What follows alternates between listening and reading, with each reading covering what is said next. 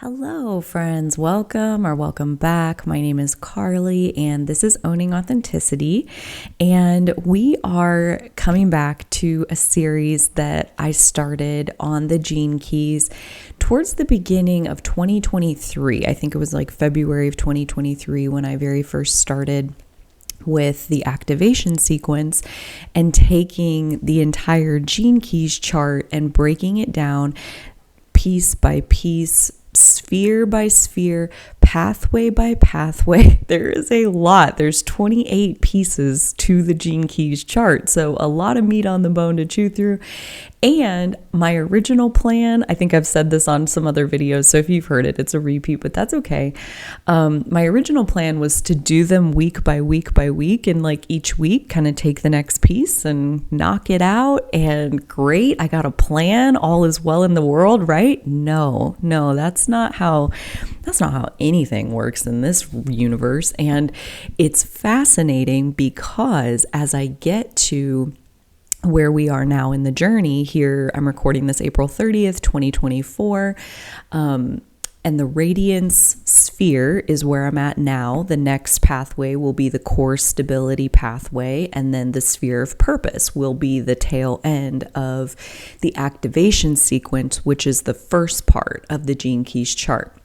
The end of the activation sequence gives rise to the Venus sequence. And the end of the Venus sequence starts off the Pearl sequence. So at that point, also, the Pearl sequence ends back at the beginning of the activation sequence. So that sucker is a circle, okay? There is no like, let's just get through it once and like, okay, we're done now. We're totally evolved and highly conscious. No, once you get through to the end of your first activation, you could say, you're right back at the beginning to like activate the next evolution. And so that's really interesting, I think, is that it's a circle. But number two is, as we get to this particular point of the radiance, core stability, and purpose, that second half of the activation sequence, it is very much about getting comfortable in your body, about slowing down in your natural frequency. And that is something that like you can't just force that, or at least I definitely could not. And I wasn't there a year ago, right? 14 months ago when I first started this series. Like, I think it's going to be really cool to think about like, how long is it going to take me to get all the way through the entire Gene Keys chart? But that is also to say that I'll link the playlist in the description box so you can go backwards in the series if you haven't watched those videos, or if you've already watched them and want to watch them again, where I do talk about the pieces leading up to the sphere of the radiance. And the radiance sphere is somewhat mystical to try to understand, and that is because we have crossed over the pathway of breakthrough is the one that goes across the middle between the first pair of programming partners and the second pair of programming partners that make up your activation sequence. The first two are conscious, meaning this is part of your conscious personality, meaning you have a pretty decent awareness of the patterns that are playing out with your life's work and your evolution and that pathway of challenge that connects them. That's all part of your conscious personality. Then we get to the pathway of breakthrough and we cross over into the unconscious. And where is our unconscious? Right? Like, where does our subconscious mind live? Like, you could say that it's in your brain, like it's all going on in your mind. It's the conscious mind and the subconscious mind. But really, the unconscious mind is what controls the nervous system. And the nervous system mostly lives in your body.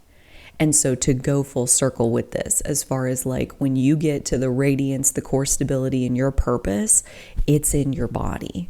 It's about being comfortable and at home in your skin.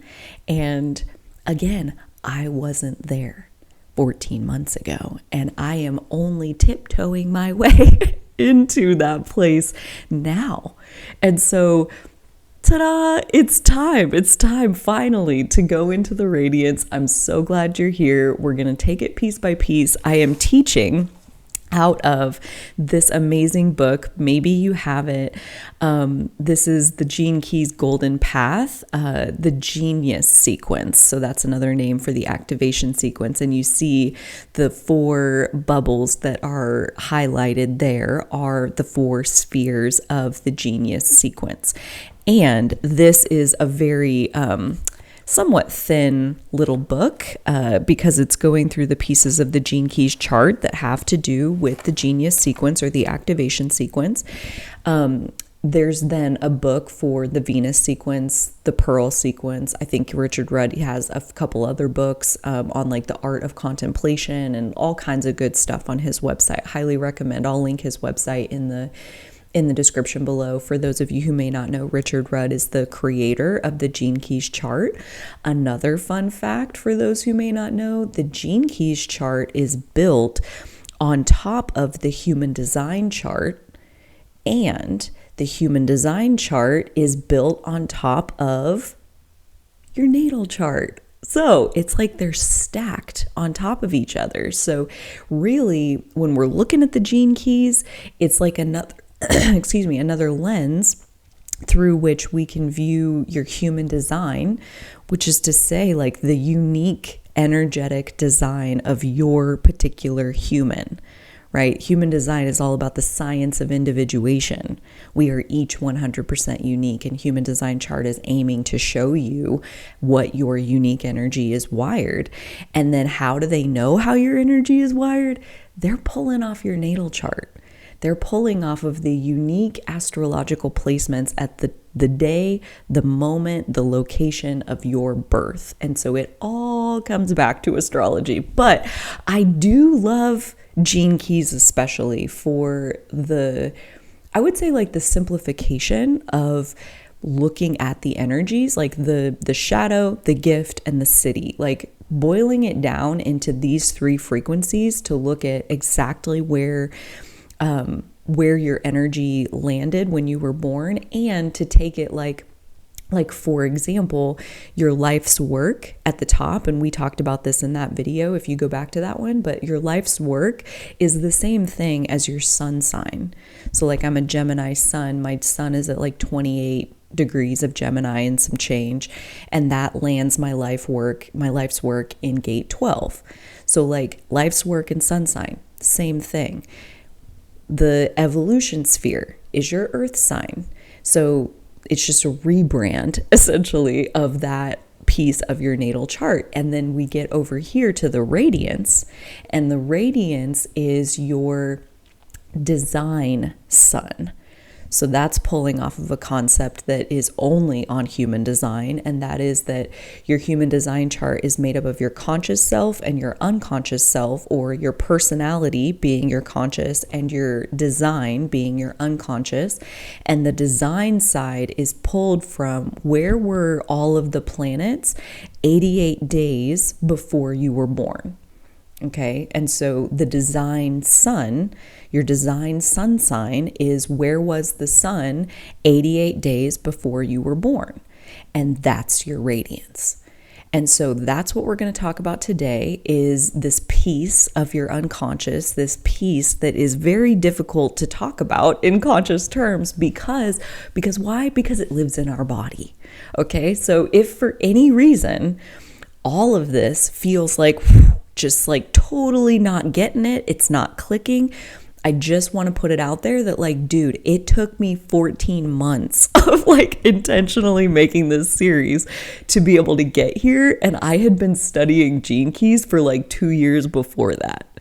Okay, so to crack into your unconscious is not something that like, oh, well, it's the 3rd week and so I'm going to be doing. Come on, like nothing in the world works like that. We are part of nature. And nature has cycles. Nature has its own rhythm. And when we will align with that rhythm, that is when we will come into our unconscious. But as long as we are stuck in the plan and the forcing it, and like I set a schedule and it has to happen, like that's what humans do. That's not what nature does. Nature's like it's the season for this. So, it's winter, so you shed your leaves. It's spring, the temperature warms up and the buds come back onto the plants. Like, there is a timing for all things. And if this is not landing right now, please take that as like, you're not doing anything wrong, but like maybe there's some more meat on the bone in those earlier videos of your life's work, the pathway of challenge, and your evolution that could hold some keys as far as like what needs to be transformed in your conscious so that you can relax down into alignment with the harmonious cycles of nature, right? To become part of the one with the planet and the natural frequency that everything is operating on. Until you will slow down and be a part of nature, your radiance will remain a mystery. And so that's to say, you're not necessarily doing anything wrong. One of my favorite teachers, Tracy Litt, says the only problem you ever have is that you're being too human. And that's exactly what I would say here, and I would diagnose if like this isn't landing. Don't even sweat it. Work with the first pieces some more and come back to this a little later. Come back to this when you feel like you've really downshifted into a level of comfort and ease within yourself that you have not touched before. That is when I'll almost guarantee you that your radiance will make a whole lot more sense at that point. So what is the radiance? Richard says in this book that we have light locked away inside of us. Okay, and this is where, again, like we're getting real mystical here, folks. And that's where, it takes being able to feel what's going on inside of your body. This is not logical. This is intuitive. And he even goes on to talk about how our radiance is essentially part of our intuition. Our radiance is like a sat nav or like a GPS that's going to point us away from things that are not right for us and towards things that are right for us.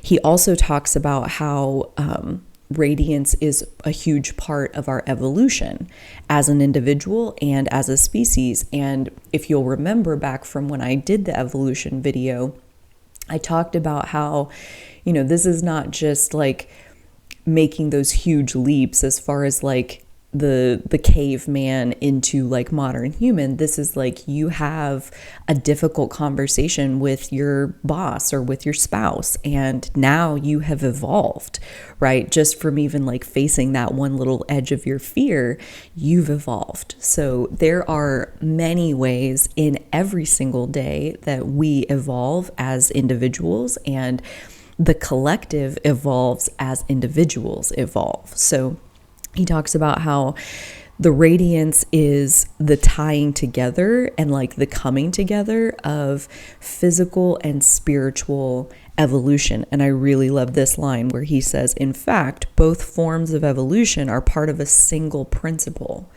Like they're not separate, they're the same thing, with spiritual evolution as the seed. So like spiritual evolution coming first and physical evolution following as the fruit. So like we don't get to just physically evolve and I think about that as far as like, let's say you want an outcome in your life. Like I want better health. I want more money. I want a different relationship or a better relationship or a relationship at all. Like you want an outcome. And how do you get the physical life around you to evolve? It starts inside of us. It starts with a spiritual evolution inside of us where we are different on a cellular level because in truth, we are always a match to the reality we are currently living. And so if there is an outcome missing in your life that you wish was there, the answer is a spiritual evolution, an evolution on the inside of your inner world. And as your inner world evolves, your outer world will naturally evolve to match the inner world. And so that concept was really fun to mull over and think about. And this whole idea of radiance being the light that we carry within us, and how free is that light, or how locked down and covered over is that light. And he talks about how the radiance dictates our health, our vitality, and our aura. Okay, and the aura is a really fun concept to think about, I think, as far as like coming back to our human intuition. And, you know, what is it about some people that like you spend 5 seconds with them and you love them, right? What is that? Or vice versa. You spend 5 seconds with them and you're like, get away from me now. 5 seconds felt like a lifetime. Like it's like the principle of relativity that Einstein talked about with like, you know, you sit a man on a hot stove for a minute and it feels like an hour. You set the same man on a bench next to a beautiful woman for a minute or for an hour and it feels like a minute. Right? Like what is that? And so much of how we feel about people, and I mean, I would say like 99%, like if you've ever heard the phrase like 90% of communication is nonverbal, like what are they talking about? They're talking about the aura, right? And the aura is the energetic essence that you're feeling from someone. And what is that? It is the radiance. It's how much of their light do they have set free? And how much of their light are they holding in bondage, in constriction? And that is, again, like not a one and done kind of process, right? Like it's not like, ooh, like today I set all my light free. No, like hopefully today you'll set a little bit more of your light free. And then tomorrow you'll set a little bit more of your light free. And like the journey I was describing at the beginning, like 14 months ago, I wasn't there. I was not comfortable in my skin. I was still in more of like a performative kind of place of like trying to get it right. And that's not being in harmony with nature. The irises that are blooming out in my yard, so beautiful. Like they're not trying to get it right. They're like, hey, I soaked up this cool water and it's been really sunny lately. And like, here's this bloom and it's purple because that's what I am. Take it or leave it. Like, I don't care. I'm doing it because that's what I do. And you don't have to love it for me to bloom, right? Like that is being comfortable in your own skin. And again, little by little by little is how we get there. We slow down and find the natural rhythm of our body little by little by little. It's not really realistic, I don't think, to expect that it's going to happen in a quantum leap. And if anything, maybe we can even be grateful that it doesn't, because the body doesn't want rapid change. The body wants ease and flow and little by little by little. Like what happens if you are total couch potato and you're like, I'm going to run a marathon. So like you get up and you go for this 5 mile, which if you're a couch potato, that's like really far. And then your body is angry. Okay. So like making big giant leaps is not ever going to be cool with your body. Your body is always going to be a fan of like little by little by little by little. So yeah, it's like a sat nav or a GPS to guide you in finding the right experiences and people in life, right? And I think another way to say that is like when we are more in the shadow, and we're going to get into next here, the shadow, the gift, and the city of your radiance, so you can contemplate like your unique gene key through this lens of the radiance. But like when we are more in shadow, when we do have more of our light locked down and held tight and bound inside the cells of our body, because we're not letting our body be free. essentially. Like we're being the slave driver in our mind by like forcing ourselves into a schedule, into expectations, into this idea of like getting it right, like there ever even is such a thing. Okay, like right and wrong is a lie that humans make up. Nature just is, right? Like it just is. It just is the time for it or it's not. Period. And there is no right or wrong. It just is. And so when we are more in shadow, when we do have our light locked down, our aura is emitting that sense of deep insecurity, that sense of deep mistrust of nature and of the world around you. That's what's in your aura. And when that's what's in your aura, when deep insecurity is in your aura, what are you communicating to the people around you? And what kind of treatment and behavior are you attracting back to yourself? And I would say, based on like law of attraction, which is based on law of resonance, when you are deeply insecure, you attract blame, you attract hate, you attract attack, you attract things that reinforce the deep insecurity. And so this process of transforming the sphere of our radiance, of healing that shadow, which is everything that those first two programming partners are teaching us, is how to heal shadow, right? That pathway of challenge over and over and over. It brings us back to our shadows over and over and over so that we can learn how to heal them. And once you can heal a shadow pattern, bam, you've unlocked the entire Gene Keys chart, because that's all we're ever doing, just on a different Gene Key and then the next one and the next one and the next one, right? So this journey of healing the shadow of your radiance is to say, setting free the natural light that is burning inside your body, the part of you that is one with all of nature, the part of you that knows that you are in harmony and that all is well.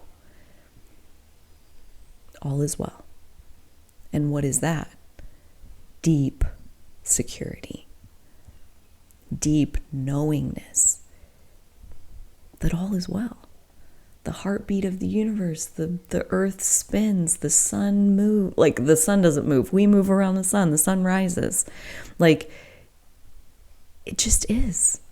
It's all well until we talk ourselves out of that in this beautiful big peanut that sits atop our body. Okay. So this is going to be so fun. We're really just getting started. This might be kind of a long video. I'm having fun here. So next we're going to get into the shadow of the radiance and talk a little bit more specifically about what that is.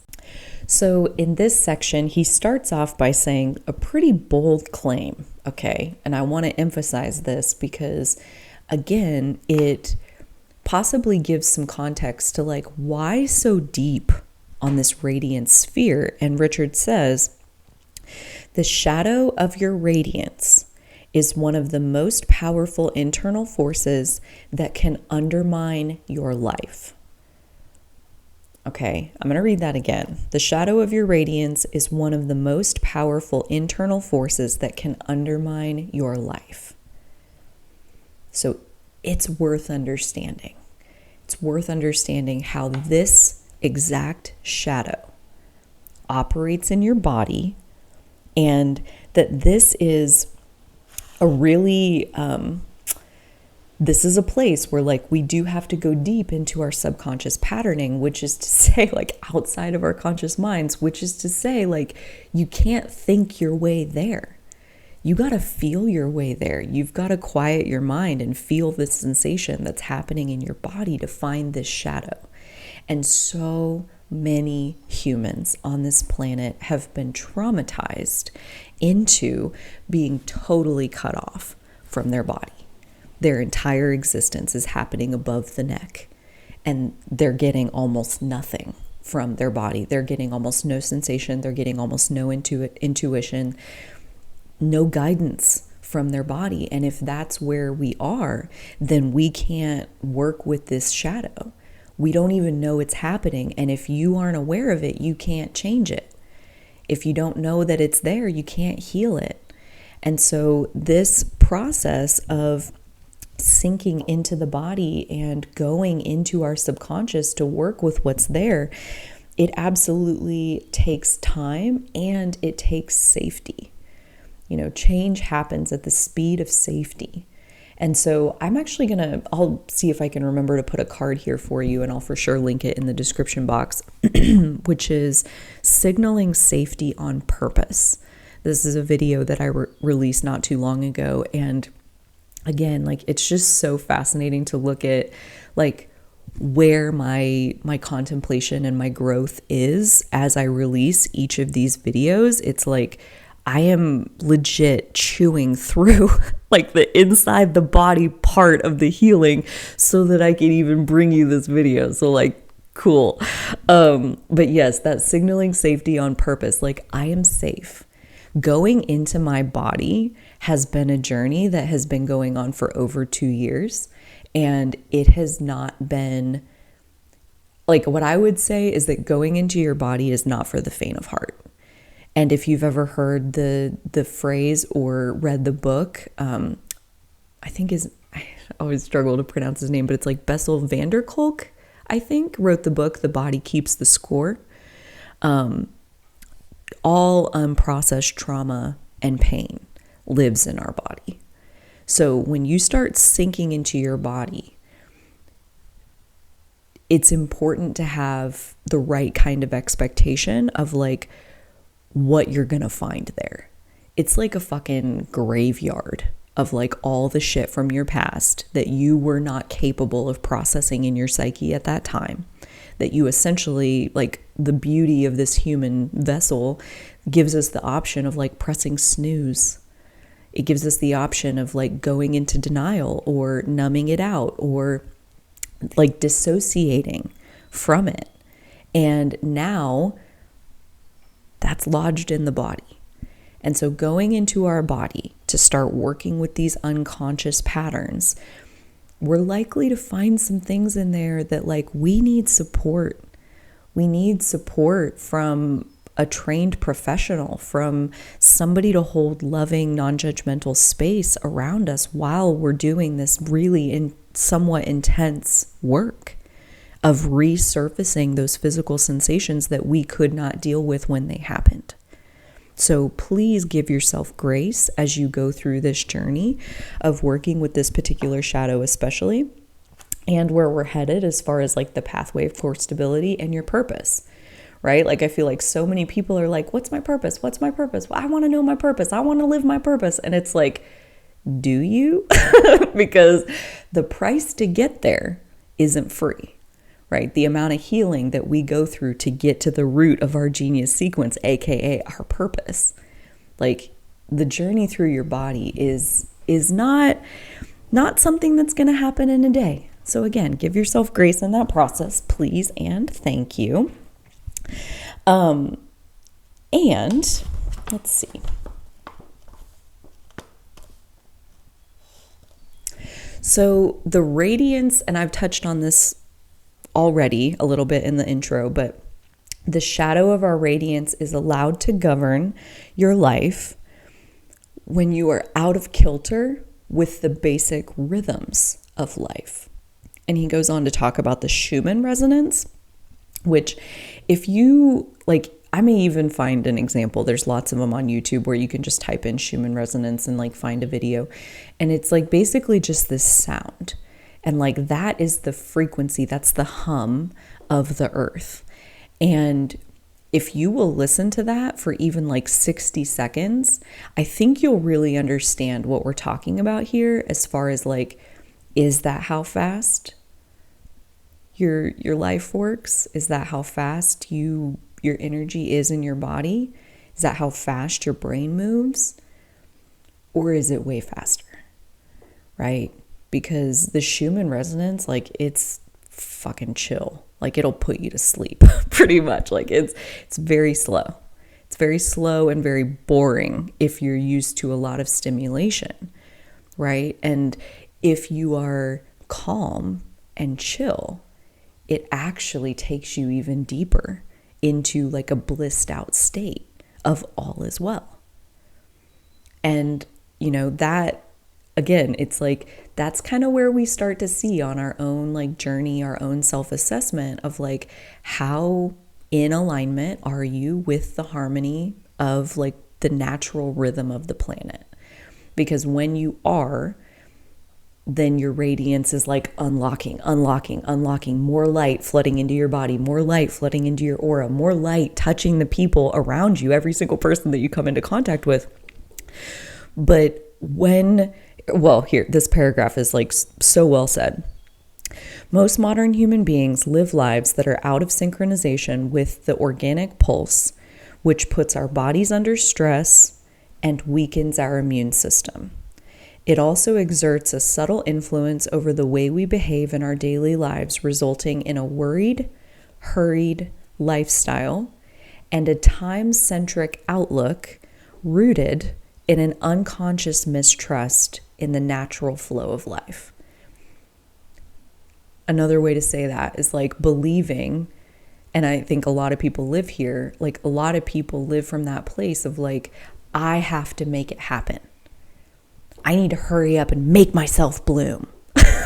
Going back to the example with the irises in New York, like that's a lot of people, you know, and they're not wrong because people bigger than them when they were little, like taught them that this is the way, like this is the legacy that's being handed down in humanity. So like nobody is wrong or bad for like being in this loop of believing that you are in control, like making it happen. Like it just doesn't work like that, right? Like the tree doesn't make itself happen. The seed landed in the soil and the water came and it sprouted and little things started coming out of it. And 50 years later, it's part of the cycle of life. It sheds its leaves, it grows them back. It sheds its leaves, it grows them back. Like the tree's not doing anything other than just being naturally there, soaking up the resources available and converting it into growth. That's it. So the hustle culture is exactly at odds with nature. And that's what puts most people into this place of the shadow of their radiance ruling their entire life. And then, like we talked about, the radiance rules your health, your vitality, and your aura, which is to say, like, how other people relate to you, how other people feel in your presence. Do they feel hurried? Do they feel like, basically, I think like when we are in the shadow of our radiance, that's the same energy that we're like laying on top of other people by coming into their presence. And we don't do it on purpose.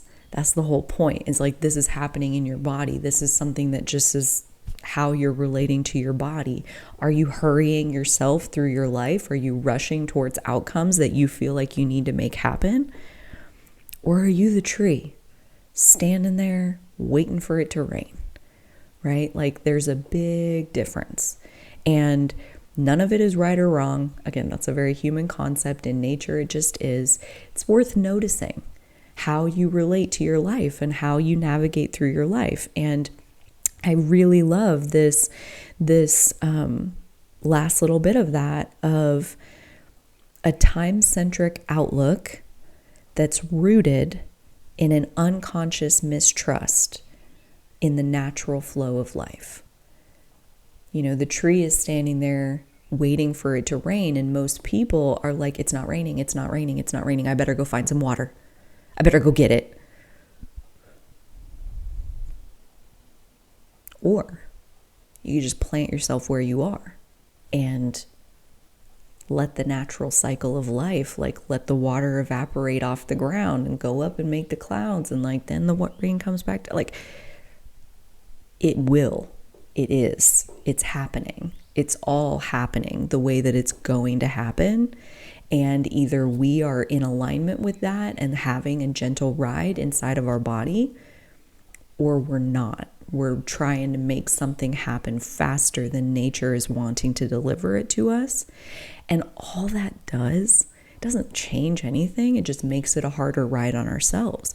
Like he says, like it puts our bodies under stress and it weakens our immune system, right? That being out of alignment with the natural rhythms, it's putting us into dis-ease.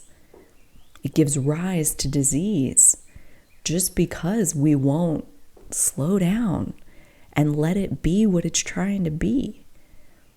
And the thing about living our purpose is that our purpose starts to unravel when we are in alignment with the natural rhythm of our life. And so our purpose is inevitable. And it's like we just have to slow down to find it. So next, we're going to talk about the gift of the radiance. And this is where stuff really gets good. So the gift of our radiance. One of the first signs that your radiance is breaking through is that you naturally begin to slow down inside yourself and in your daily life. Okay, so like, again, 14 months ago when I started this series, I was not there.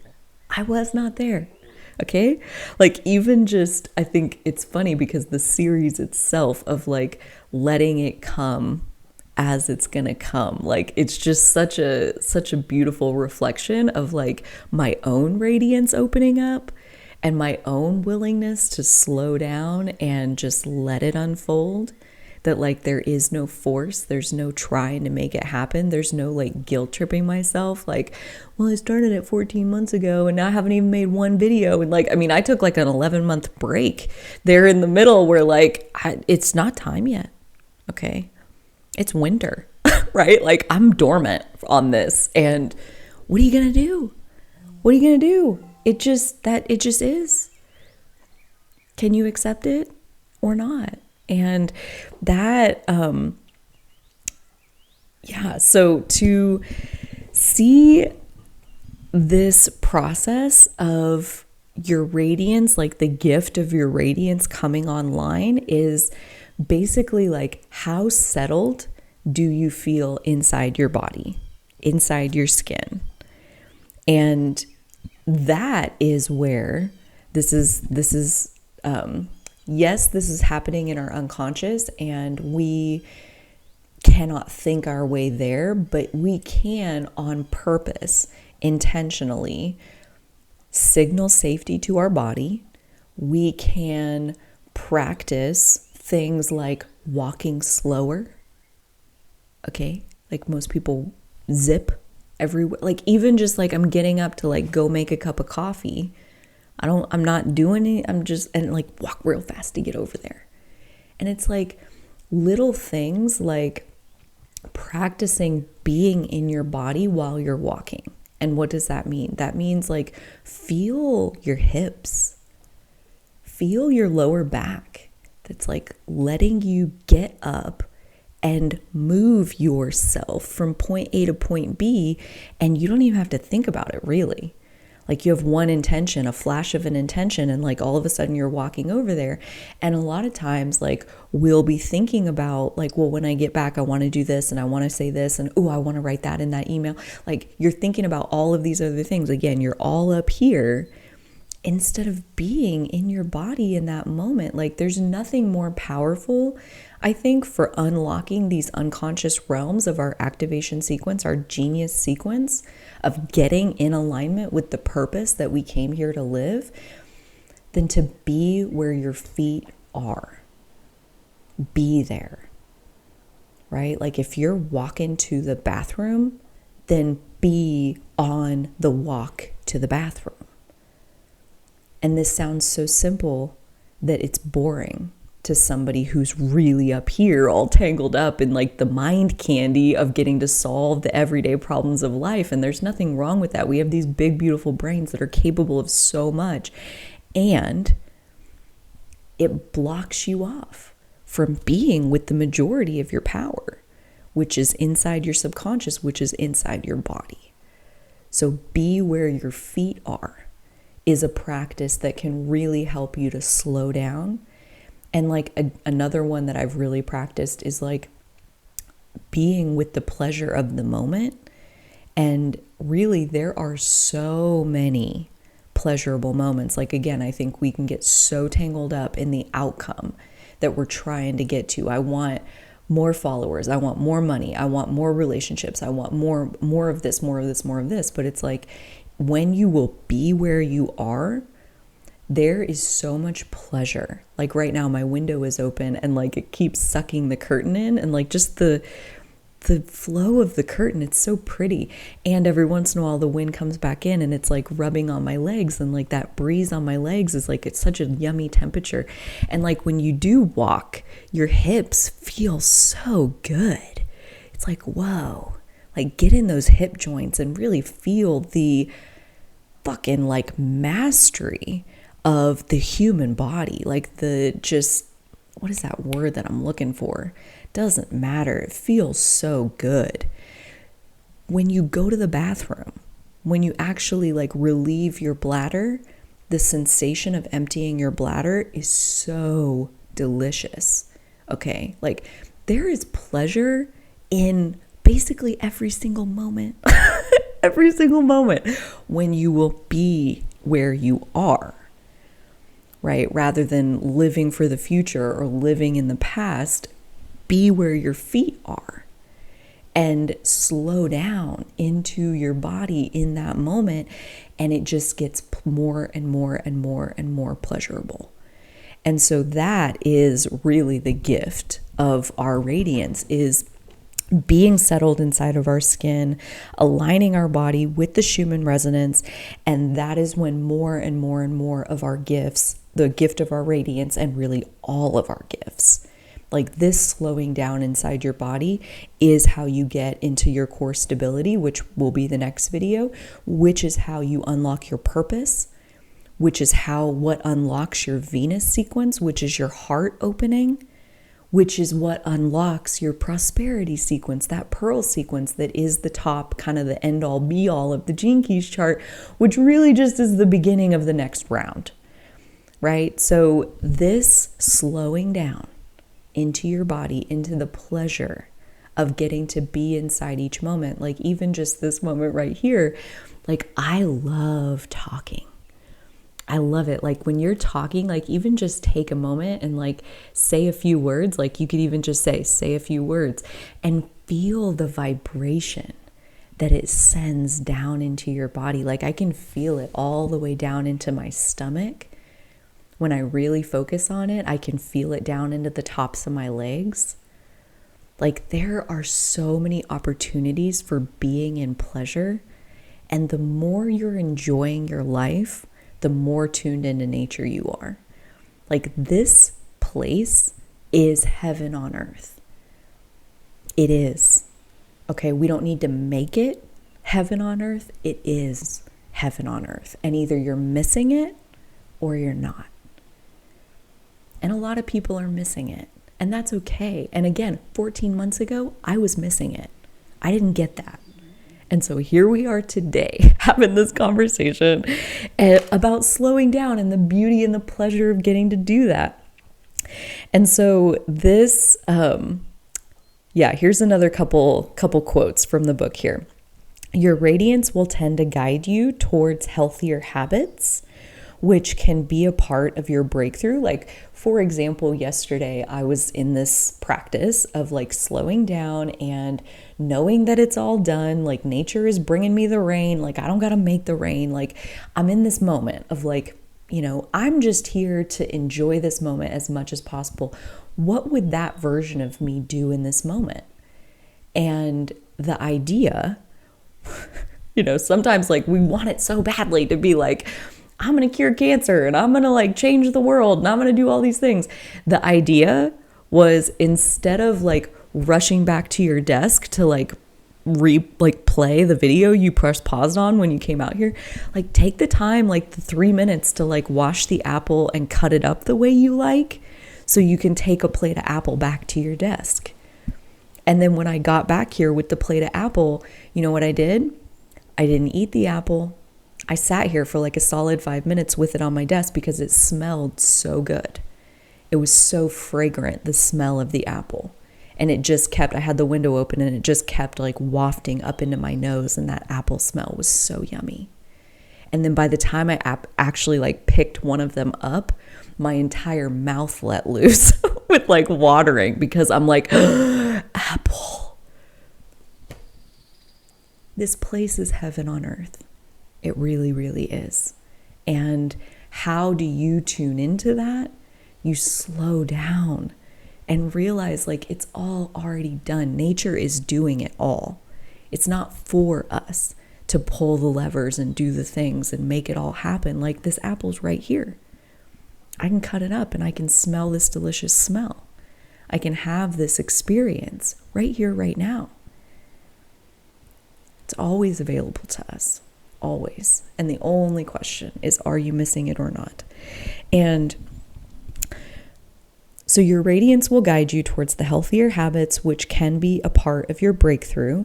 And of course, being healthy, you will feel happier, but not for any external reason. Your endocrine system sends signals throughout your body that all is well. All is well. All is well.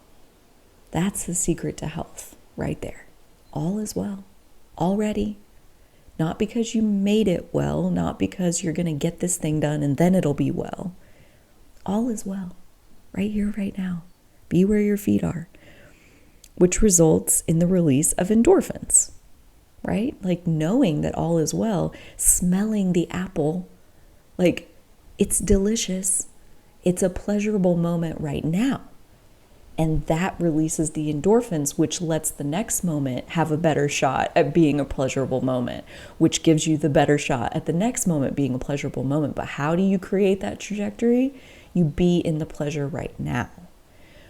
The second effect of your radiance is to catalyze good fortune through the principle of synchronicity, right? Like when you're rushing through your life, you're missing your opportunities.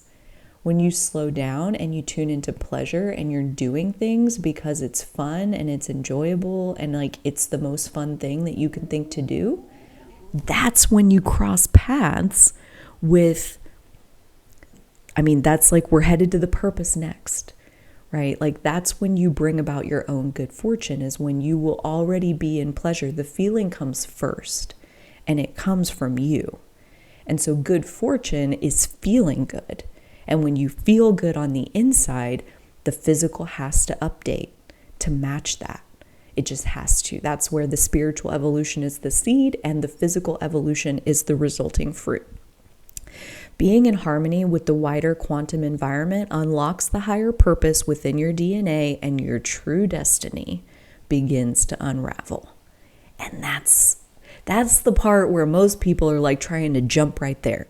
It's like, forget about all the rest of that. I want to live my destiny. I want to live my purpose. It's like, great. I'm so glad. Let me take you on a really deep healing journey inside of yourself. No, I want to live my purpose. Your really deep healing journey inside yourself is your purpose. Okay? So raise your hand in the comments if you're having fun, or if you really like this paint on my hands. I was playing yesterday, and I'm sorry if that's distracting you, but we've got one more chunk left to cover of the radiance bubble, being the city, kind of that highest divine gift version of your radiance. And then we're going to go one by one through the 6 lines. So there's plenty more here. And if you need to pause and come back, if you want to go stick your feet in the grass, if you want to go cut up your own apple, do it. What would feel so yummy to you right now, to your body? What would be nice to smell? What would be nice to hear? What would be nice to feel on your skin? Ask yourself that question 4,000 times a day, and you're basically living your purpose. Popping in here for a quick word from our sponsor. Who's our sponsor? It's me. It's me. I'm going to take a second and introduce you to my Breakthrough Life Coaching packages. Okay, so these are offered in 4, 8, or 12-week increments and are an opportunity for those who are ready and unable to continue living the life that they've been living so far. They are ready for a shift, ready to leave behind the old way of being and step fully and boldly into the new way of being. Totally understand, not everybody's ready for that, okay? A lot of people want change but aren't ready to leave behind the old way. And if that's you, that's no problem. Everything is happening in divine timing.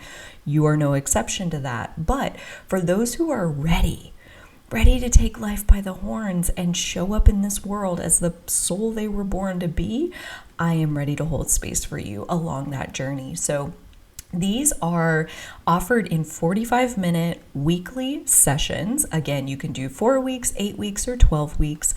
There's a price break for booking the multiple months at a time.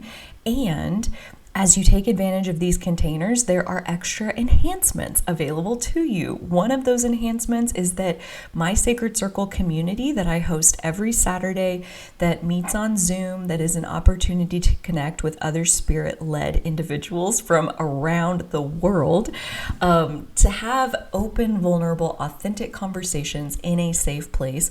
We do that every Saturday, and you receive free access to that as part of the Breakthrough Life Coaching package that you purchase.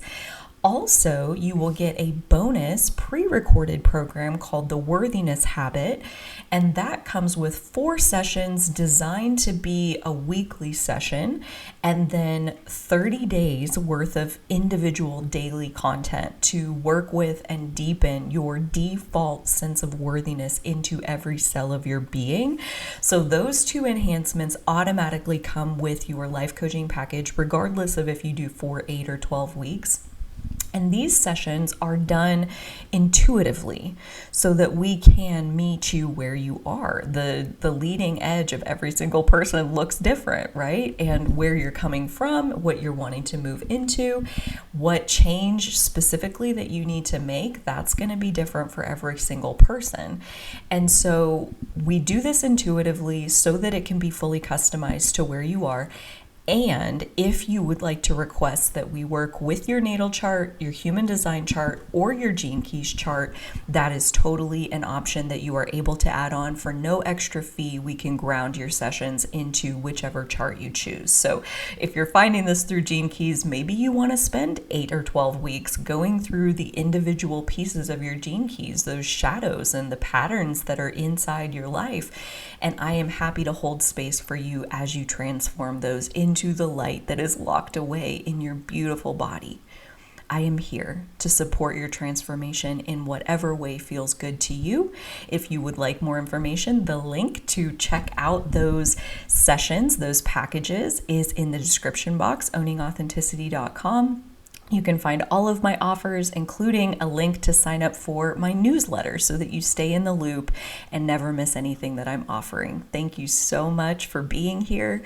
I see you in whatever phase of your transformation journey, your owning authenticity journey you are on. And now back to the video. So now we'll dive into the city of your radiance. And for the longest time, I really thought that these were like cities, like CITIES, like a physical location. And of course, that's not what it is. City, SIDDHI, translates to your divine gifts. Okay, so like the city of your radiance is the divine gift that will cause your entire being to illuminate. Like essentially you will shine with light, and that light, is it actually physical? I mean, this is where we're getting very into the woo. But I trust that, like, if you're studying gene keys, like, you're right there with me. I don't need to bring you along on this. But essentially, he says, like, you know, there's religious art, like iconic religious art that are like paintings and such of notorious religious leaders who have like this halo of light around their head. And that's not only, the way he puts it, it's not only emblematic, but it's also based on real life accounts of phenomenon that have occurred to living human beings. So it's like when they looked at these people, they were illuminated. And you could even think about somebody that you've met maybe in real life, or maybe you've seen something online where like this person has incredible energy, right? And like, what is that? That is the city of the radiance, like being unlocked and lit up. And I'm actually going to share a reel from Instagram. I'll put it in the comments. And it starts off with this like storyteller chick. She like tells people stories on Instagram. She like gets turned around and gets like lost and ends up at this tractor dealership. And at the tractor dealership, she's like noticing this woman who's like over here looking at this like little Jeep thing. And she's like, I don't know what it is about this woman, but she has amazing energy. I'm going to go over there and just see how her day's going and just say hi.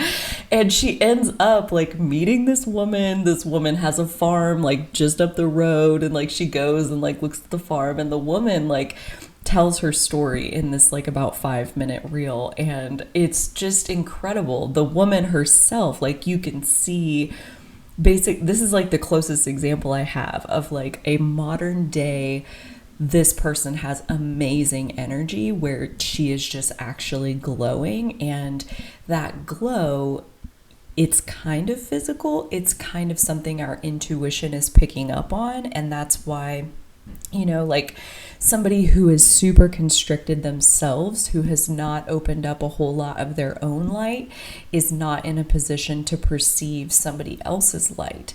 And so that is one of the ways where we can kind of begin to see how much of our own light have we unlocked. How much light do you see in other people? Right? Like if you're someone who is constantly like complaining about the people around you, that's a pretty good sign of like how constricted your own system is, as opposed to you can see the divine light in almost every single person around you. That's a reflection of how much you yourself have unlocked into your own city of radiance, your own divine gift of radiance. And remember, each of us has a completely different gene key. If you haven't already put it in the comments, I would love to see what gene key is sitting on your radiance sphere. And like, what is the city? What is the city of that specific gene key? Share it with us in the comments. Let's see how many different ones and how many similar ones we have down there. And that's really essentially it as far as like the city of the radiance. And now we'll get into the 6 lines of the radiance. So like as you look at whatever gene key you have on that radiance sphere, it's going to say 0.1, 0.2, 0.3, 0.4, 0.5, 0.6. So like 1 through 6, there are always 6 lines. Every single gene key on your chart has a decimal after the gene key. And that means that like if somebody had like 25.1 as their radiance, that is technically different than say 25.6. Okay, so like it just kind of is one more layer of individuality to your specific energetic design to look at the lines. And the other thing I'm going to say about the lines before we start talking about the first one is that it does make sense to watch them all for a couple of reasons. Number one, if you look at your chart, like your gene keys chart, you have probably all 6 of the lines represented on your chart. Like you've got at least 1.1, at least 1.2, and so on.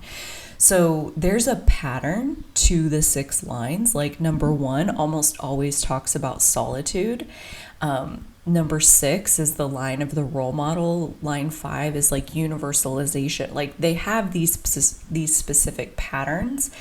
So you can kind of start to like just get into the habit of that pattern to better understand like your entire gene keys chart.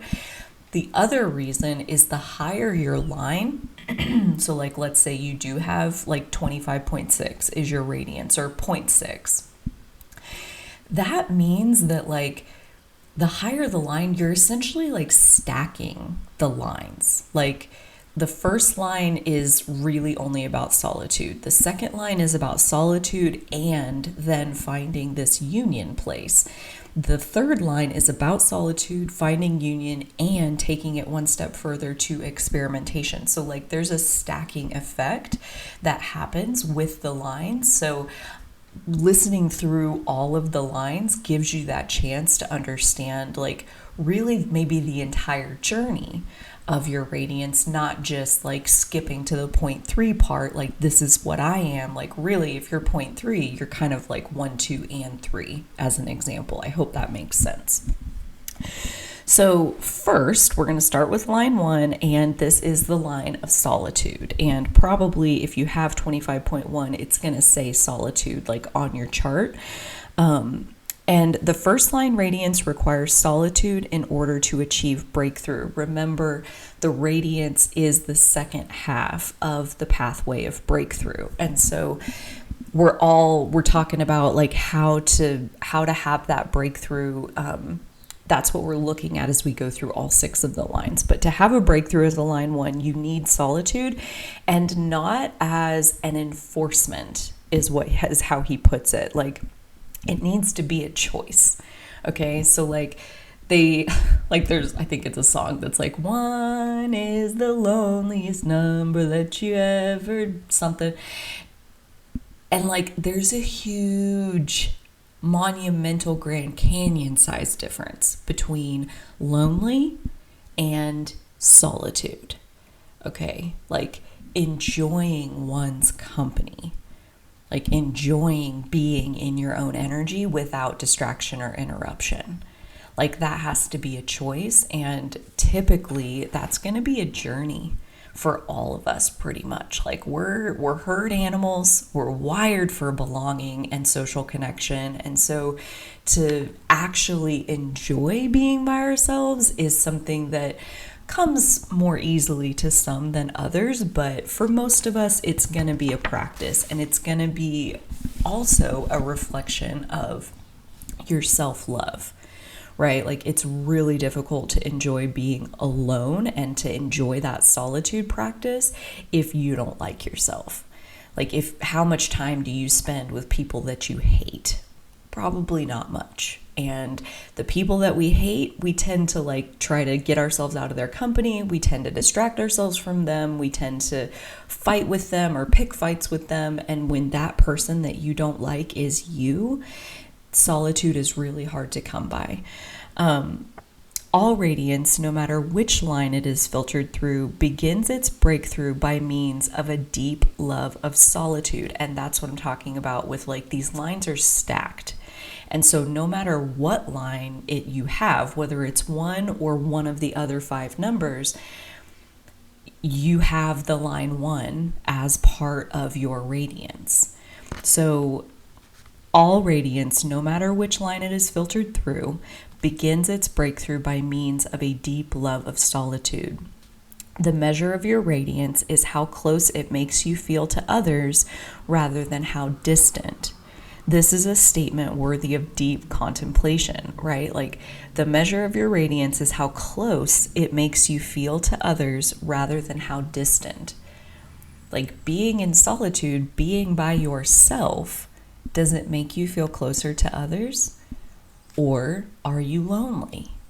Right? Like, again, those are 2 completely different things. And the worthy of deep contemplation, like, I invite you to take that statement into your own inner world and like really chew on it and see what you make of it.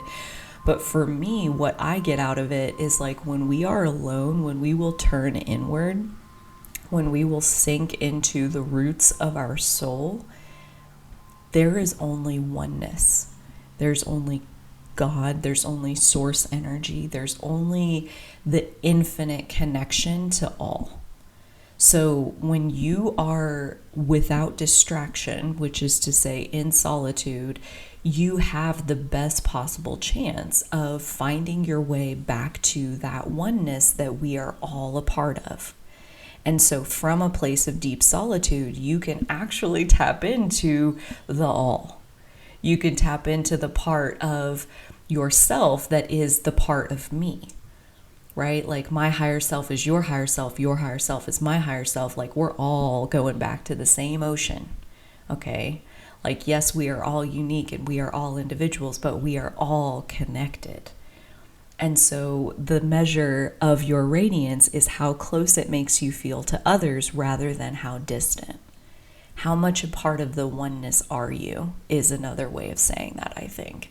And again, you do you. You take it into your contemplation. That is the art of contemplation. That's the whole point of what Richard Rudd is preaching to us all. So now we'll get into the line 2. And again, these are stacking, right? So line 2 is the line of marriage. And this may not be like a literal interpretation, a literal marriage. I mean, it could be lots of different kinds of relationships, but we are talking about one-to-one relationships. There are different lines coming up where it's like one to many. Like, for example, me having this YouTube channel, I am having a one-to-many relationship with me and my audience. Okay, this is not a one-to-one relationship, even though it may feel like you are the one on the other side of the screen. I mean, there are lots of ones on the other side of the screen, right? This is very general. A line 2 is one-to-one. And best if that one-to-one relationship is happening in physical proximity. So like not an online Zoom relationship, but like in physical space, sharing physical time and space, because the line 2 radiance requires biofeedback. Okay, so biofeedback, like what does that mean? It means like when you share auric space, when you will get inside another person's aura, their energy and your energy come together and essentially make a chemical reaction. Like 1 + 1 = 2. Okay, so like what happens when the two of you are together is not the same thing as you, and it's not the same thing as them. It's the separate third thing that gets created when two will come together.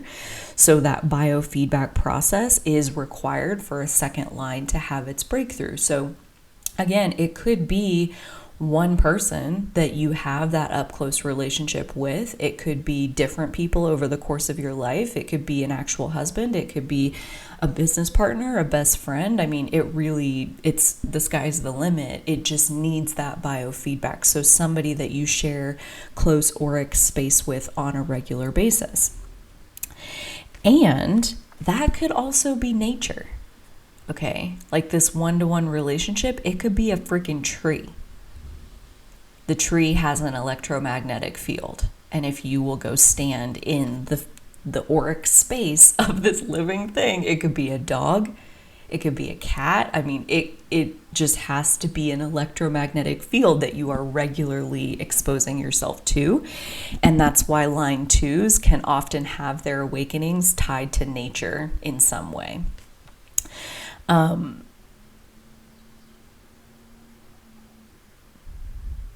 It simply needs to be an intense relationship with something or someone. So like up close and personal with something or someone. And this marriage piece, it's what will you marry your life force with? Okay, so like what will you like entangle yourself with? What's worthy of pushing your chips into the center of the table and committing yourself to having your life force intertwined with something else? Again, someone else, another animal, physical nature, whatever the case may be. Second lines often find one thing or one person or one place that lights them up.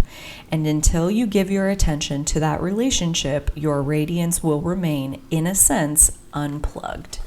So having the courage, I'm going to say, to commit to an intense relationship with something outside of yourself is what's required for a second line radiance to have its breakthrough. And again, you can really only have that kind of relationship if you have your own internal self established, right? Like if you are mirroring, like if you're just a mirror reflection of the other person, like that's not exactly the same thing. Like you are an individual, this other thing is an individual, and when you come together, you create the third thing. The difference being, if you've skipped over the solitude step and you're just going straight for the relationship, there's really only one, right? Like there's the other and you're mirroring the other. So like you're not bringing an individual into that relationship. meaning yourself. So this is where the lines are starting to stack up. First comes solitude and a deep love of yourself, a deep connection to your own oneness. And then the commitment that you make to the other has the full weight of a divine being behind it. And that is the kind of relationship, kind of marriage that will cause the radiance to awaken in a line 2. So next, obviously, we have the line 3, and this is the line of interaction. And also a lot of times, like in the pattern of line 3's experimentation. Like the second line, the third line radiance also needs biofeedback, but in a totally different way, okay? Not the same. The third line needs diversity and change.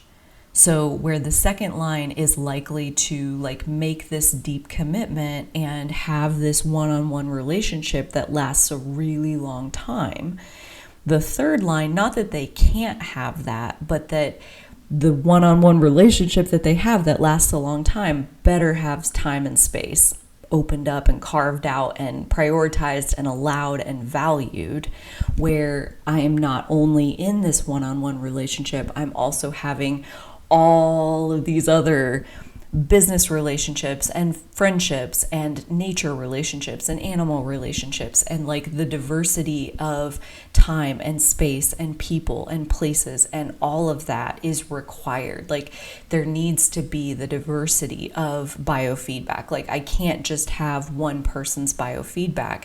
I'm speaking in first person because I have a line 3 radiance. I can't just have one person's reflection back to me in order for me to awaken my radiance. I need 100 reflections of me to come back to me so that I can start to see a pattern. That's really one of the coolest things I think about line 3 is that you're looking for the pattern. There's like a certain depth in line 2 that I think is absolutely stunning and beautiful. And in line 3, you are like not necessarily moving into that depth. You're kind of like hopping along, creating all of these unique data points. And between all of the unique data points, you end up seeing a pattern that you can't really see in a line 2 because there's really only this one-to-one, this one data point that just gets deeper and more intense. And so again, they all have their places. But line 3 thrives when on the move, thrives on the next new thing, like the next new piece revealing itself, the next new topic, the next new hobby, the next new friend, the next new whatever it is. And there's a lot of that. There's a lot of movement. And especially when we think about the radiance and the purpose, right? The second pair of programming partners that are in the activation sequence are in our unconscious. So like a line 3 radiance is bound to have, which would also mean you have a line 3 purpose, like the lines on radiance and purpose are going to be the same as like the lines on life's work and evolution are the same. So when you have a line 3 unconscious radiance and purpose, that means that like you get really restless. You can tell when you need more diversity because you're getting bored, you're getting restless, you have this, like, I want to break free, I need something different. I've been at this thing for 2 years, I've been in this relationship for 2 years, I've been in this hobby for 2 years, like, what's the next one? Come on, bring on the next one. Because you are opening up more and more and more of the light within your DNA every time you switch to the next one. And so staying in one thing forever is just never going to happen. And again, like, not that you can't have like a 50-year marriage, but that marriage better have a lot of open space for, like, I go traveling and I have these friends that I visit and I have this hobby that I do without my partner, and I started this business and after 5 years, like, I quit that and I started this other business. Like, there's got to be other ways then outside of like the primary romantic relationship for you to have that diversity. So yeah, that's required. And your breakthrough may come as you let go of the idea of having goals and expectations and simply enjoy swimming through the many phases of your life, right? Like, actually, I'm going to put a TED Talk also that I personally found really helpful, because I think like having line 3 in your unconscious can be a little bit disheartening at times, because it feels like you're like working on something and you get so far with it and then you just kind of leave it behind and then you're back at square one and you start over. You don't. I mean, you have all the experience from the last thing that you're bringing into the next thing, and that's really the point, is to like kind of mix and match and cross pollinate all of these different things together. But there are those of us that are not meant to have one true calling in life, or one true purpose, or one straight arrow of a path that we're like following until we take our last breath. Like line 3 looks more like a scatter plot where it's just like buckshot of all of these different things that you've done. And again, like when you have it in your head that you need to have a goal, and like you're trying to have this thing and you're trying to like buckle down and be disciplined and make it work, and like you just feel like it's sucking the life out of you, it's time to move on and find a different thing. And there's no shame in that. And so the TED Talk I'm going to put in the description for line 3s is why some of us don't have one true calling. And she's not even talking about gene keys. She's talking about neurodivergency. But I would say like maybe a lot of neurodivergents have line 3 in their unconscious. I don't know, just a hypothetical. Having a third line radiance will take you through all kinds of life experiences, which taken together may make you a very compassionate person. For this reason, many people with third lines find themselves helping those less fortunate than themselves. Like, you've seen a lot. You've done a lot. You've been through a lot of change. You've gone through many transitions. You've started and stopped. Like, I saw a graphic the other day that was like, the master has failed more times than you've ever tried. Right? Like, I mean, that reminded me instantly of like line 3 unconscious. Like, there's something beautiful in how many times you're willing to try, and how many times that automatically means, like, when you shoot a basketball at a basketball hoop, some of it's going to go in, some of it's not. And so like line 3 unconscious, like, you've shot thousands of baskets at the hoop, and that means that you've missed a lot of baskets. You've failed. Notice how big these air quotes are, okay? Because I don't believe in that word.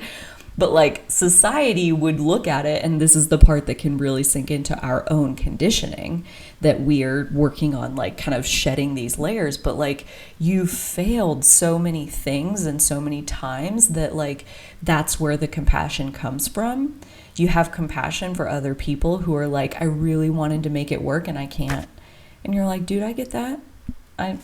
Yeah, you need to change, totally. Like, you have such understanding because of the vastness of your life experience and how many times you've had to be compassionate with yourself in the repetitive switching and changing and trying and sometimes succeeding and sometimes failing. Again, huge air quotes around the succeeding and failing part, because those words are very, very sticky. But for this reason, many people with third lines find themselves helping those less fortunate than themselves. Okay, like, you have deep wisdom to share from all of the various life experiences that you've had, and you have a sense of like what kinds of skills are transferable and what kind of skills are, and which is to say transferable meaning most valuable. For example, like communication skills. Like, it doesn't matter like how many times you switch and pivot and go different directions. Communication skills always matter. Your relationship with time always matters. Like, there are so many different pieces of life that you get good at because you get to look at that piece of life from like all of these different angles because you've tried so many different things. And so again, you are very good at finding the pattern, the common thread through life itself. And from that place, you have a lot to offer. It may not be because you have 37 years worth of experience doing the same thing, but you've got 4 years of experience doing 17 different things, and that's valuable too. So I spent a little bit of extra time on that because I have had to work through it myself in this like learning to see the value in a path like that. And so I hope that that's been helpful, and I hope it's not like unfair to all the other lines that I don't have my own lived experience with those lines. And so, yeah, there you go. Next, we have line 4, and this is the line of friendship. So the line 4 radiance represents the path of the humanitarian, and this is a radiance rooted in aloneness. Okay, so like, what a paradox. Like, it's so interesting, the line 4 to me. So it's rooted in helping others, and specifically people, like humanitarian, meaning like not just the planet, not just animals or nature or whatever, but like specifically human beings. And that the line 4 has a magnetic ability to draw people towards yourself. And what a like logical thing that is, as far as like this being in your unconscious, and that like you have this deep like heartbeat in your soul, in your unconscious, that wants to help people, right? Like you want to make the quality of life better for as many people on this planet as you possibly can. And if anybody was going to have the ability to magnetize people to themselves, like it should be the line 4. Like that makes total sense to me. At the shadow frequency, this works against you, which again makes total sense, because the people that you draw towards you are going to be a reflection of you. Just like I was saying earlier about how like when you look around at the people in your life and you are mostly complaining about who they are and what they are and how they are and whatever, that's a reflection back to like how much of your light is still like constricted and locked away inside your being, as opposed to when you look around and you see the divine light in almost every single person you meet. That's a pretty good sign that you yourself are glowing, right? And so the people that are attracted to you are either going to mirror the light that you've unlocked or the light that you have yet to unlock, which is to say the shadow that you're still in, the constriction that you're still in. At the shadow frequency, this works against you because you will draw those people towards you who are not healthy for you, right? Like if you are yourself still in your shadow of your radiance, then the people you're drawing towards you are like causing you to want to double down on the shadow of your radiance. And that's where solitude can come into the picture yet again. Like if you don't like the circle of people that you're surrounded by, please have the courage and confidence to be alone, please. And I love how it says, like, this is a radiance rooted in aloneness, right? Like if any time the people around you are not reflecting back to you the you that you want to be, it's time to be alone. And the more you go into yourself and unlock more of the light, which is to say, connect more deeply into the oneness of all living things, find yourself in the oneness of all living things, and then reemerge back into social life, the people that you're attracting to you at that point are now reflecting to you the light that you've now unlocked. However, at the higher frequencies, you can be the focal point for all manner of talented people. Okay, you're like the hub with the spokes on the wheel of like all of these people finding their way to you and wanting to like marry their life force with yours and wanting to contribute to whatever it is that you're doing, because they can tell just how trustworthy and just how deeply caring of a person you are, how much of a humanitarian you really are, how much you truly want to help others. And at that point, like when your signal is clear, the people with the resources to further your humanitarian mission, they will find you, right? You're the magnet and you draw them into yourself. And so the more you're rooted in your own aloneness, which is to say in your own oneness, your connection to all that is, these people can't help but find you. Again, it reminds me of the reel that I'm going to share of like, really makes me wonder, like if she's maybe a line 4, the woman who was at the, maybe both of them, I don't know, like the woman who made the story reel and the woman whose story was being told. like the magnetism of pulling the resources together. Like when you truly have like a deep humanitarian mission, the resources will find you. It's not like you have to go out and like find the right people. They find you. It's just in your aura. It's part of unlocking that light out of your DNA and letting it shine through your aura, letting it shine through the electromagnetic field that you are, and letting people recognize that. And again, when you are in shadow, the people who recognize you are also in their shadow. And when you are in more of your light, the people who recognize you are those who are also in more of their light. And so there's like a synergy that ends up happening between people. If you have a fourth line radiance, this makes you potentially a very influential person in the world. And the purer your aspirations, the further your reach will travel. Okay, so like again, that rooted in aloneness, going into your own personal connection to the oneness and letting your influence travel through that undiluted outside of time and space, like the impact that you have like through your aloneness, through your connection with the oneness is absolutely like massive. And the number of people that can find you. And so it makes me want to say like the levers to pull are not in the 3D, right? Like it's not about like, well, I have to post once per day on Instagram and I have to do this and I have to do, it's like more likely a meditation practice would be more beneficial for you, but I don't have a lived experience with the line 4, and anybody who does, I would love to hear down below how this is landing.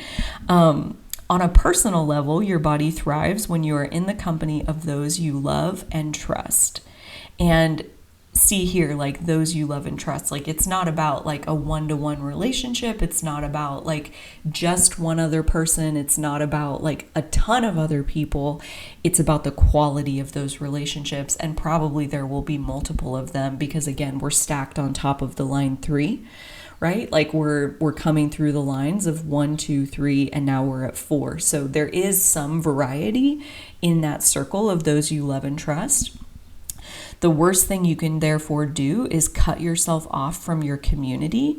Because of its approachability, the fourth line often has the most refined people skills and thrives working in teams. So that's where I was alluding earlier to like the one to many. Like you make an excellent community center point, like focal point. Like you make an excellent team leader where you have lots of other people contributing their talents, their energy to your vision and your mission. Like a perfect example of this for any human design manifestors, you may already be familiar with the manifestor community on Instagram that Holly Marie runs.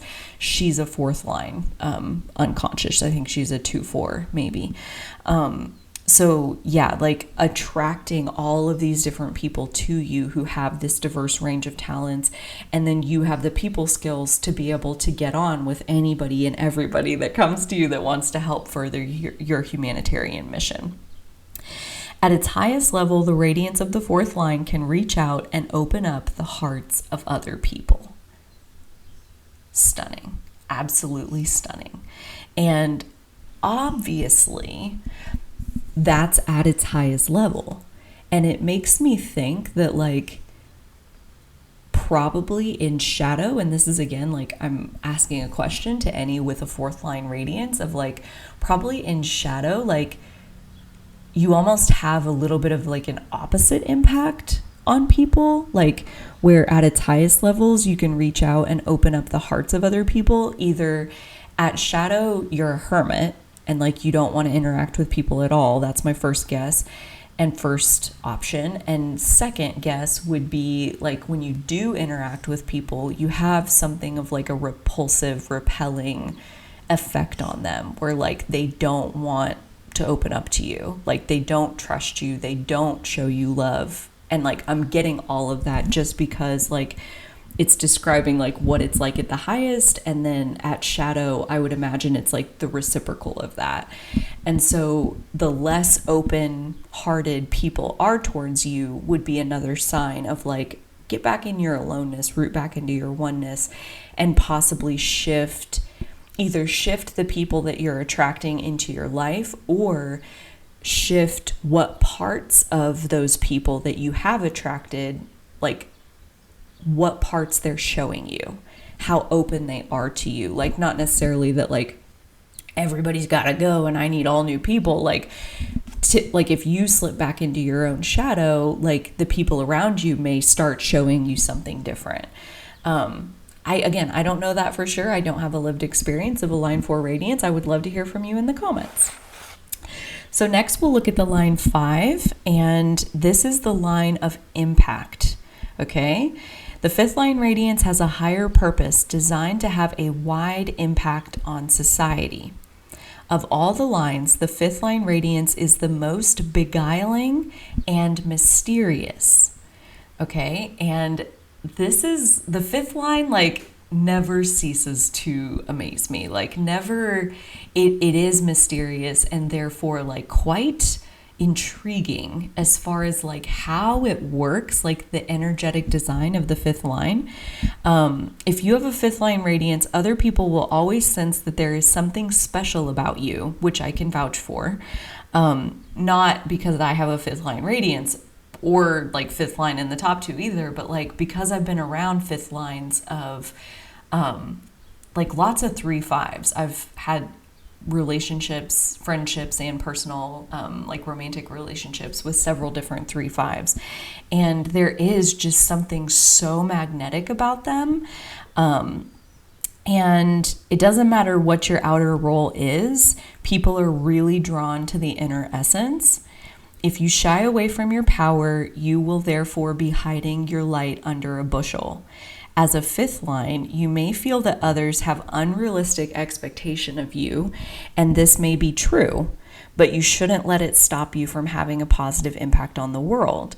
And that is something that I want to say about like a 5th line unconscious especially, is that you're essentially like I'm picturing one of the X-Men movies where one of the chicks, like she can turn into like a diamond and like it's like mirrored on the outside and like nothing can penetrate into her being. She's like reflecting everything on the outside back out to like away from her. And this is about how I think about like a 5th line unconscious, and a little bit like 5th line conscious, but I would say more so in the unconscious.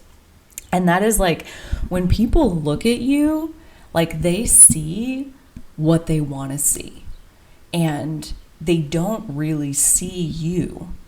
And I just like, that must be so frustrating on some levels. Like, and that's where like they have an unrealistic expectation of you. Like there can be like a lot of like pedestalizing or idolizing or like projecting these like savior fantasies onto a 5th line unconscious, where like that unrealistic expectation of like, I'm looking at you and this is who I think you are, and now I think that that's what you're going to live up to be. And think about that, like the higher a pedestal I put you on, the farther you're going to fall when I actually become disillusioned and see who you really are. Like, it's not a gift to put somebody on a pedestal. It's really not, because all that means is that you're setting yourself up for disappointment. And like the thing is, you're a born leader. A 5th line radiance, like you're born to lead. And one of the most valuable skills of a leader is to stay focused on your vision of what it is that you're trying to create, and to not let the projections of everyone around you tell you who you are. You have the vision inside of you, like very inventive, innovative, like have, like think about it, like we're stacking the lines, right? So like went through solitude, went through marriage, went through interaction, went through, what was it, community, friendship, and now are at impact. And so the the level of wisdom that you have to share that is informing the vision that you're holding, that is what is to be listened to, and not the expectations of other people. And the thing about those expectations is, like, expectation is a recipe for disappointment. And so, like, a lot of times in life, people will be disappointed in you. They'll be mad at you because you didn't do what you were supposed to do. But, like, what you were supposed to do was, like, their own projection of what they expected. And especially with a fifth line unconscious, I think it can be even more painful because those expectations typically aren't even conscious to the other person, right? Like, they're so, like, just, this is who I think you are. Oh, like, that's who you are. But all it is like, you're a mirror. You are a mirror for the other person. And so I think one of the skills that could potentially help a fifth line, and again, I don't have a lived experience of this, so I would love to hear down in the comments how this lands, but a skill that might be able to help is learning that when people look at you and they have expectations of you, they are simply seeing themselves. They are simply seeing their own capacity mirrored onto you. Okay, so, like, when someone is disappointed in you, might be the first time you even learn that they had expectations of you. It's about, like, finding the finesse of showing them that, like, everything that you saw in me, the only reason you were able to see it in me is because it's in you. Right? Like, you wouldn't have been able to even expect that of me if you yourself weren't capable of it. Okay. And so they may think that you are savior of humanity. They are. They may think that you are the devil in street clothes. They are. Okay. So, like, learning to not take any of that personally. You are getting a look inside of the person's psyche by witnessing what it is that they expect of you. So that's number one. So you are a born leader, and your gift will always seek a practical outlet. Like, you will always be moving your way little by little by little by little, especially that 3-5 of, like, that conscious experimentation and this unconscious, like, drive to lead and make this, like, worldwide impact. As long as you are crystal clear with yourself and others about what you are promising, then your reputation will continue to grow. And I think the most important piece of that is crystal clear with yourself, right? Because, again, it will be incredibly difficult for you to be crystal clear with others. Because even when you do tell them, you're like, you painted a picture, you drew it for them, you made a video, you made a slideshow, you gave a 30-minute speech, you gave them everything. This is what I'm promising to you. They are still only seeing a mirrored reflection of themselves. Okay, so, like, being crystal clear with others is going to be nearly impossible. So being crystal clear with yourself and knowing on the inside that I promise this, and anything that anybody else hears because that's what they wanted to hear, that it really isn't your responsibility, and it's definitely not something to sidetrack you and distract you from this vision of worldwide impact that you're here to make. The fifth line has a great potential in our current technological age since it naturally has a global reach. As you contemplate your gifts, you could consider how you might use them in this way to bring beneficial change and transformation to your chosen sphere. You have something so profound to offer. And deep down, most likely, you will resonate with this idea of wanting to be a leader. And depending on, right, these are your unconscious lines. That fifth line is in your unconscious if you have a 0.5 after your radiance and purpose. And so I would say the more of your light is still locked away inside your cells, it may be more difficult for you to out loud acknowledge, I am born to lead. Like, try saying that out loud. I am born to lead. Like, how much conviction is there? Did you let yourself say it out loud? Like, do you believe it? Do you say, like, I want to lead, but blah, blah, blah, blah, blah, blah. Like, all of that is how much of your light is still locked away, as opposed to if you said it and you believe it and you know it, and you are like actively looking for the outlet and actively trusting and believing in yourself to make a positive impact once you have that kind of reach, that signals to me a great deal of your light that has been unlocked already. And I would say, like, as more and more and more of that light comes online, that's just amplifying the reach that you're having. And so same with what I talked about with line 4s. Like, if you're looking at your reach and your impact and you're not totally satisfied, that really the answer is not pulling levers in the 3D world. The answer is to find a greater connection to your oneness, which is to say, like, find a greater connection to the service that you are providing by making this impact, right? It's not for you, it's for the good of the all. And the more you're tapped into those altruistic motivations, the greater reach your impact will have. And last and certainly not least, we have the line 6 radiance. So again, like, we've stacked up the lines. We've gone through all 5 lines, and that line 6 radiance has traveled through all 5 lines to get to their line 6 radiance position. If you have a 6th line radiance, then you probably hold a dream deep inside you. And very similar to what I talked about with the line 5, like, if you still have a lot of your light trapped away inside of your cells, then acknowledging that dream out loud and openly is likely more difficult, versus if you've unlocked a lot of your light, then you acknowledge the dream, you most likely have a pretty good idea what it is. Like, this dream has been with you almost your whole life and has grown with you since you were very young. And it is a dream that requires continual nurturing. The line 6 is the line of nurture. And that nurture, like, what is it that we're nurturing? We're nurturing that dream. We're nurturing that vision, because that vision holds within it an altruistic benefit for the good of the all. Like, the dreams that live in your heart, they're not there by accident. It's not some ego, self-aggrandizing, like, oh, well, I want to do this because I want to have all this money and, like, be really well known. Like, what if you being really well known is how your message reaches the ears that it needs to reach, and that impact is able to be mobilized in a way that truly does raise the level of quality of life on this planet?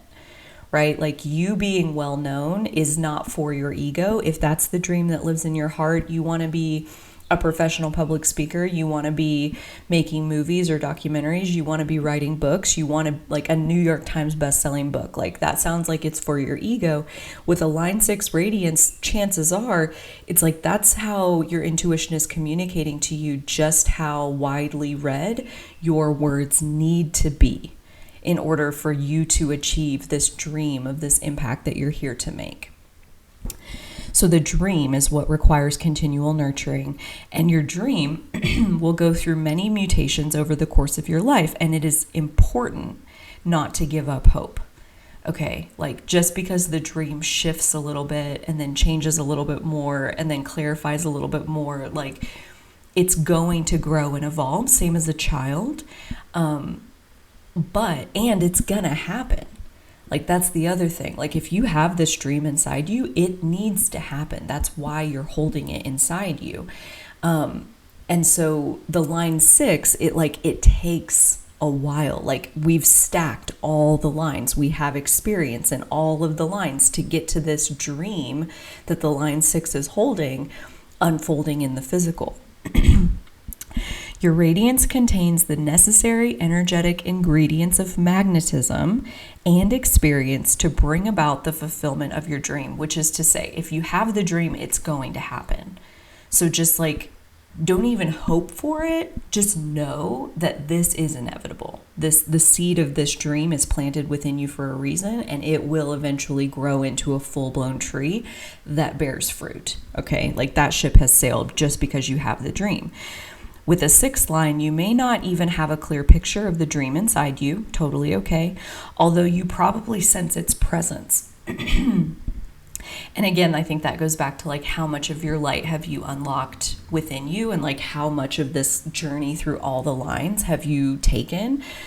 How connected are you to your own personal connection to the oneness?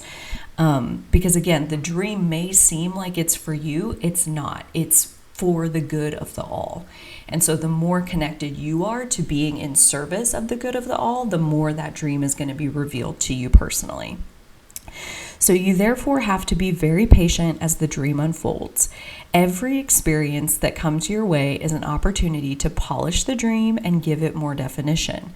Some experiences may appear to shatter the form of the dream in order that it can be reformed in a clearer and more practical way.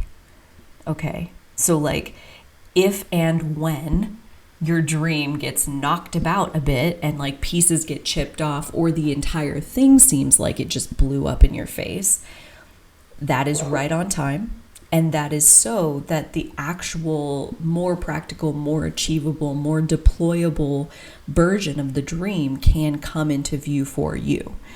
As a 6th line radiance, your gift is designed to emerge over the long term as an impulse at the cutting edge of human evolution. So your dream's a big freaking deal. Okay, so again, like, don't hope for it. Know that like it's not just for the good of you, it's for the good of the all that you get to live out your dream. Very important. Because of this, you must take the long-term view and continue to nurture your deep intent of being of service to the whole. In time, the dream will manifest and your role within the bigger picture will become completely clear, both to yourself and to others. Like when you study the line 6, and I have a line 6 on my life's work and my evolution, so I have it in my conscious side. The line 6 has like a 50-year arc. Okay, so like the first 30 years are experimentation. From 30 to 50, you have on the roof, which is like where you get to like kind of congeal and marinate. Like think about like you're stirring the cauldron, right? Like the first 30 years, you were like chucking ingredients like crazy into the cauldron and into the stew of like what it is that you're creating. Like not even really trying to create anything. Like you're just like, oh yeah, like I'm going to go skydiving, and oh yeah, I'm going to open a grocery store, and oh yeah, I'm going to do this. And you're just like putting ingredients into the cauldron. And then for 20 years, you're just boiling that cauldron. You're just stirring it up, and like little pieces rise up. You're like, oh, I forgot that was in there. Like you're just letting it marinate. And after the age of 50, at 50, you come down off the roof and now you are the role model. Okay. So like, think about that. Think about like how we think in our modern society that like at age 18 you're an adult, and like you're an adult now, you're here to like do what you came here to do. And even like, oh, I went to college and I graduated and I was like 22 and now I joined the real world. Like for a line 6, it's more like you're coming of age at 50. Okay, so like if you're under the age of 50 and feel like I don't really know what I'm doing yet, like hello, join the club. And that like you're right on time. And even if you're past the age of 50 and you're like, well, I should know by now. No, because this is designed to emerge over the long term, and it is happening at the leading edge of humanity. Like this is something that like you're coming up with something, you're birthing something that has never been before. And so you can't put a timeline on that. And even think about like the people who have made their contribution, passed away, and then way later been recognized for the evolutionary impact of the contribution that they made. So like, again, it is very, very important that you not tie your dream to your ego, to you personally needing to be recognized for being the leader, being the impactor that you are. You serve the dream, you nurture the dream, you do it for the good of the all, the whole, that is eternal. Right? That has nothing to do with you personally. Like you find your deep connection to the oneness and you live out that dream as best you can with every breath you have. And when your time comes, like maybe you've been recognized for the contribution you made and maybe you weren't. That does not mean that you won't be someday. Okay, so like taking every ounce of pressure off the dream that you possibly can, and taking every ounce of doubt off the dream that you possibly can. You're holding it for a reason. Thank you so much for hanging out with me while we did this deep dive into the Radiance sphere of the Gene Keys chart. Up next, we will be diving into the pathway of core stability. That is the pathway that connects the radiance to your purpose. Okay, so like once we get to the purpose, we are at the bottom of the activation sequence, the coming online of your divine gifts, your unique form of genius. That's where we're headed next, core stability and purpose. And be sure to check out the description box. There are links to my breakthrough coaching packages if you want to go through your Gene Keys chart kind of one piece at a time. I would love to do that with you. I also have links for my group coaching programs, which run for 4 weeks at a time and then start again. So like that is a super affordable way to dive into the work right now. We actually have one at the time I'm releasing this. We have one starting like here in just a couple of days. And there are also links for the weekly community that I host every Saturday where we come together to talk about spirituality, astrology, Gene Keys, whatever it is that day. Like it kind of happens to be different every single time. And my newsletter. So you can hop on the newsletter to stay in the loop on anything that I'm ever offering. And I will have the next Gene Keys video out when it moves its way through me. Maybe sooner than later, maybe later than sooner.